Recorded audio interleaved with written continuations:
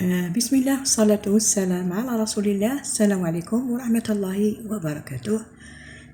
إن شاء الله تكونوا بخير وتكونوا في صحة جيدة. يلقاكم هذا الفيديو بخير وعلى خير، واللي أول مرة تدخل القناة نقول له مرحبا بك في قناتك. إن شاء الله تستفاد وتفيد، ونرحب كل المتتبعين تاعي، نرحب بكم ونقول لكم يعطيكم الصحة على التعليق تاعكم وربي يجازيكم كل الجزاء. قبل ما نبداو ترحموا على امواتنا واموات المسلمين، وما تنساوش ترحموا على بنتي، ربي يرحمها ويوسع عليها، وربي يشفي مرضانا ومرضى المسلمين ومرضانا ومرضاكم، وربي ينصر اخواننا في غزة، وربي يكون معاهم ان شاء الله.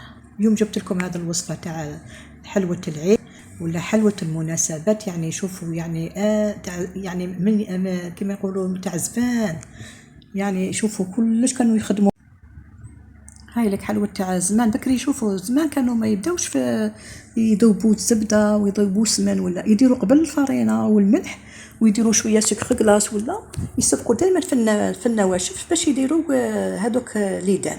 حنا دوكا رانا العكس، نذوبوا ليدان ومن بعد باش نرميو الفرينه، ولكن كيف يعني درتي هكذا ولا هكذا ما يفرقش. يعني تسبقي في ليدان ولا تسبقي في الفرينه، المهم كيف. هنا شوفوا شحال درت 4 بول تاع الفرينه. هذوك البول اللي راهم فيهم الزبده، ودرت قرصه تاع الملح، ودرت لافاني، ودرت درت سكر غلاس ثاني. البول هذاك ما عمرتوش كما يقولوا، ناقص صباع يعني ناقص صباع ولا 2 صباعتين. ما عمرت بزاف كما يقولوا، مثلا 4 مغارف تاع الاكل تاع سكر غلاس، يعني السكر السكر يعني هذاك الرقيق، مش عارف كيفاش يقولوا له بالعربيه. المهم سكر غلاس. والبول تاع الزبده، عندي الزبده هنا 250 غرام تاع الزبده، وعندي مغرفه تاع قهوه تاع معمره تاع خميره الخبز. هاي تقولوا علاش انا راح نديروا الخبز، علاش انا راح نديروا الحلوى هذه بهذيك الخميره. انا نقول لكم السر تاعها، الكاطو تاعكم يجي طري ويجي بنين، يعني ماش راح يخمر ولا ما يخمرش. ناس قلت لكم في النواشف درت 4 بول تاع الفرينه، وهذاك النص بول تاع مثلا هذاك البول تاع واسمو تاع السكر غلاس ما عمرتوشي، و250 غرام تاع الزبده راني نذوب فيها هنايا، راني نحتت فيها في الفرينه حتى تولي مرمله، يعني مرمله هكذا. ندخلوا كامل هذاك الزبده بين يدي، نحك بين يدي حتى نصيب هذيك الفرينه ترملت كامل. والزبده ما كانش في الفريجيدار، باش نكونوا باش تكون في عندكم الزبده كانت في المطبخ، يعني ما درتهاش كامل في الفريجيدار، على هذاك اللي بالخف تخدمي بها. هنا هذا التبسي هذا جاني شويه ضيق، دوك نفرغوا في الجفنه باش هكذا نقدر نخدم الاز هكذا، باش نقدر نحل هذيك الزبده مليح في الفرينه. هنا كان خاصني بول تاع الفرينه صافي. شحال درت هنا من الفرينه؟ درت 5 كيلات من هذاك الكيل تاع اللي درت به الزبده. هاي اللي درت 5 كيلات من هذاك الكيل اللي درت به الزبده. نفرغ في الجفنه هكذا باش نقدر نخدم الاز، يعني مرتاحه. جاني شويه ضيق شغل، هنا تخدمي على راحتك. كما قلت لكم شوفوا هذيك الزبده لازم تدخلوها مليح في ديك الفرينه، اعطيوها وقتها يعني باش تخدموها، باش الزبده هذيك كامل تدخل تجي مرمله الفرينه تاعكم، تشوفوها كامل مرمله. انا درت لافاني، ولكن راح نزيد لها شويه مبشور تاع القارص هكذا باش تجيني نحب فيها ريحه القارص. اللي تحب اللي عندها دير القارص، واللي ما عندهاش ما ديرش، واللي حبت دير قارص دير القارص، واللي حبت دير مبشور تاع البرتقال دير مبشور تاع البرتقال. المهم القارص على بالك هذا واسمو الزاز تاع السيترون، هذا يجي يعطيله طعمه واحده اخرى، يجي بنين. مع اللي رانا راح نديرو فيه البيض هكذا، ريحه البيض كاع ما تكونش. هنا هذيك الخميره تاعي ذابت، واش نضيف هنا؟ درت 4 حبات تاع البيض متوسطين. اذا كانوا عندكم كبار يعني الحجم ديروا 3. وكيما المبتدئات ما ديريش البيضه على خطره، رمي بالحبه بالزوج وراكي تخلطي بالحبه والزوج راكي تخلطي حتى تشوفي العجينه تاعك انطمت. ما تروحيش ترمي البيض على خطره وانت ما تعرفيش، ديري بالحبه وطمي، ديري بالحبه وطمي، ما تعجنيش غير بصبعتك هكذا. حبيباتي لازم تفهموني مليح للمبتدئات هكذا، باش تديري كاطو تاعك وتدعي لي كي يخرج لك بنين ويجيك شباب وتفرحي به. ما تنسينيش في دعائك. شوفوا كيفاش راني ندير، راني نطم فيها غير بصبعتيا، ما ندلكها ما نعجنوها، هذه ما لازمش تنعجن، لازم غير تدلك. وزيد لازم تكون طريه، ما تكونش ناشفه ناشفه ناشفه. العجينه تجيكم طريه باش هكذا ما يجيش الكاطو تاعكم يابس، يجي طري، يجي هشيش ويجي بنين. هذا الكاطو جا روعه، اروع ما يكون. يعني شوفوا ديروه في الاعياد، ديروه في المناسبات تاع الاطفال، ديريه في كاش ضيف مثلا يكون جايك ضيف على غفله فيه توجدي سنيوه ويقطع خير وبركه. هاي لك شوفوا هنا ما عجنتهاش وخليتها طريه، يعني طريه طريه قد ما تقدري، طريه مليحه هكذايا باش تقدري يعني تحليها بالسهوله. وما عجنتها، شوفوا راهي غير مطمومه غير بصبعتيه.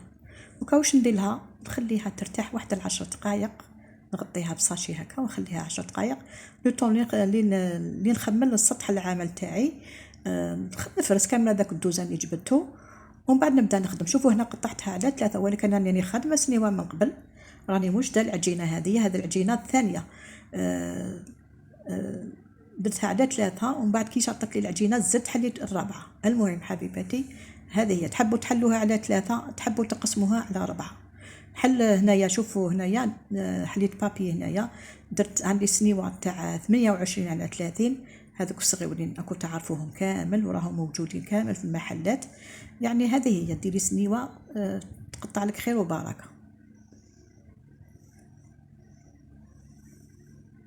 يعني شوفوا هذا الحلوى ما تشد اليد، ما تشد لك المكونات بزاف، وديريها يعني بالسهوله، وزيد تحمر لك وجهك. هايلك ديريها الاطفال تاعك في وقت السيزيام كي تجيبوا السيزيام، ديريها في القهوه الحشيه، ديريها كي يكون جايك ضيف، ديريها في العيد. شوفوا في العيد الاضحى ما كثروش بزاف الحلويات، باسكو العيد الكبير تحطي غير يعني كما يقولوا الميده تاعك ما تكونش فارغه برك. ديري سنيوه هكذا وسنيوه موسكوتشو، ولا سنيوه هكذا وسنيوه مقروط، ولا سنيوه قريوش، ولا وانتي جوزتي كما يقولوا طاولتك ما تحطيهاش فارغه.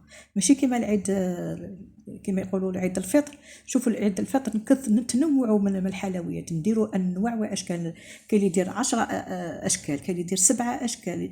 يعني ما كاش يدير لك وحده ولا زوج، الا القليل اللي ما كما يقولوا ما حضرت لهمش الله غالب. من بصح الحلويات تاع العيد تنوعي بها، كما يقولوا عجينه واحده ديري بها 4 انواع 5 انواع، ديري المقروط ديري. يعني شوفي قد ما تديري تقولي قليل، وسورتو تكوني تقولي ندير غير حاجه ولا زوج، وانت غير تخلطي في العجينه تبدا غير تنوعي ما تحبسيش هذاك النهار. من بصح العيد الاضحى ديري مثلا حلوه واحده ولا زوج غير باش تحطيها في الطاوله. هذه هي. يكونوا الناس تاتين في الذبيحه يوجدوا يعني كما يقولوا هذا تاع كما يقولوا تاع عيد الاضحى، يلتهوا غير عيد الاضحى. على بالك بلي ما يجوش بزاف الناس، ما يتروحوش بزاف الناس حتى مور العيد. يعني برك انسان كي يدخل مع الصباح ولا قهوه العيد مع الصباح، الطاوله هذيك ما تكونش فارغه، هذا ما كان.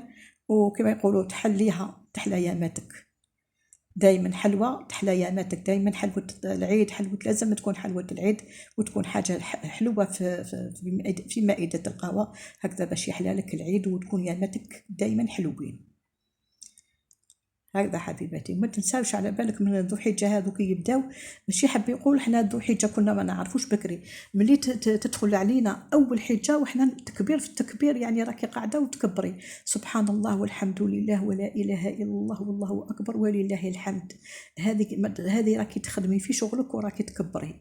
ما تعلمي ولادك تقولي لهم كبروا في المنزل تاعك، تكبري راكي تمشي وراكي تكبري، راكي تخدمي في شغل وراكي تكبري حتى نهار العيد وانتي تكبري، حتى يخلص يعني ذو حجه وانتي راكي تكبري.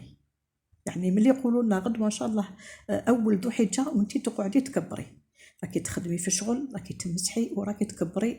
وزيد عمي ولادك يتكبروا يسمعوا بالذو حجه، يتعودوا عليها وينوضوا عليها، نهار اخر كي يكبروا يسمعوا باللي هذيك ذو حجه فيها التكبير، تكبري تقعدي تكبري حتى حتى كما يقولون نهار وقوف عرفه. هذه هي نعلم ولادنا، نعلموهم كيفاش يستقبلوا العيد الاضحى، كيفاش يستقبلوا العيد الفطر، نعلموهم هكذا يعني نغرزوا فيهم هذيك كيفاش الغريزه تاع الدين تاعنا، كيفاش نستقبلوا، كيفاش نفرحوا بالعياد، كيفاش نفرحوا هذوما. احنا عندنا واش عندنا عيد الاضحى وعيد الفطر، هذو هما الأعياد تاعنا. وعندنا محرم، عاشوراء. هايليك شوفوا درت كل طبقة فيها معجون، واللي عندها الكاوكاو واللي عندها مكسرات زيد تفششها كما يقولوا، تقلشها، دير شويه معجون وترمي فوقه شويه كاوكاو. انا ما كانش حاضر لي الكاوكاو، درت غير بالمعجون برك. هذا ما كان، ماشي حاب يقول ما عنديش الكاوكاو ولا ما عنديش مكسرات ما نديرش الكاطو. عندي شويه معجون وعندي هاد لاباط تاع واسمو، خدمت كاطو في البيت تاعي للاهل تاعي، درت لهم حلوه اقتصاديه وسهله وجاتهم بنينه وما قعدتش. يعني تحضريها للضياف، تحضريها للمناسبة تاع الأطفال كي يربحوا سيزيام، كي يربحوا بروفي. هذه هي. درت لكم حلوة العيد الأضحى، يعني ساهلة مهلة. نشوفوا كيفاش راني ندخل فيها بالفرشيطة باش يدخل لها الطياب. هذه هي. ندير الطبقة الأولى والثانية والثالثة والرابعة، والفرن تاعي كان شاعل على 180 درجة. وهنا كلاصيتها بالكلاصاج، يعني درت سكر كلاص، درت له شويه زيت شويه ماء زهر شويه قارص، خلطت مليح مليح السكر كلاص هذاك، ودرت له شويه تاع صبيغه بيضاء باه يعاوني. وراح نزينو بالشيكولا على نوع ملفاي، الشكل تاعو يجي كيما الشكل تاع الملفاي. هذه هي. تحبوا دوك ديروه غير بالشيكولا، تحبوا ديروه غير بالمعجون وديروا فوقه الكفريت ولا الكاطو ولا كاش مكسرات، ولا لكم الاختيار. انا عطيت لكم الحاجه يعني خفيفه، ابسط حاجه يعني. شويه سكر كلاص تحطيه في القارص. انا وريت لكم كلاصاج كيفاش ديروه، وانا درتها شويه شيكولا. هذه هي تزيين يعني بسيط، كل واحد كيفاش يحب يزين الحلوى تاعو. عطيت لكم برك لاباط كيفاش ديروها. هذه يقولوا لها حلوة الطبقات تاع زمان. هذه هي. هاي اللي درتها في الشيكولا على نوع ملفاي. انا درت لكم شحال من الكاطو تاع الطبقات، تقدروا تدخلوا في الفيديوهات السابقين، تهبطوا لتحت للفيديوهات تجبدوا حلوة الطبقات، راكم تصيبوا حلوة الطبقات يعني اقتصادية وسهلة وتخرج لك خير وبركة. انا في الحقيقة هنايا قطعتهم كبار، انتم قادرين تصغروا الحبة تاعكم، تخرج لكم واحد قريبة 42 ل 50 حبة. هاي لك شوفوا كيفاش جات طبقة فوق طبقة، وجات طريه هشيش، جاب ما شاء الله. والبنة ما نقولكم شي حتى تجربوه.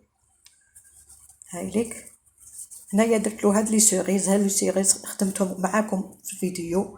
دونك ما نعرف الى هذا الفيديو نطلقوا الاولاني ولا هذا الفيديو نطلقوا الثاني. شوفوا الى شفتوا هذايا الاولاني عرفوا باللي موراه راه كاين الوصفه تاع لي سيغيز، يعني راني درتها في الشورت.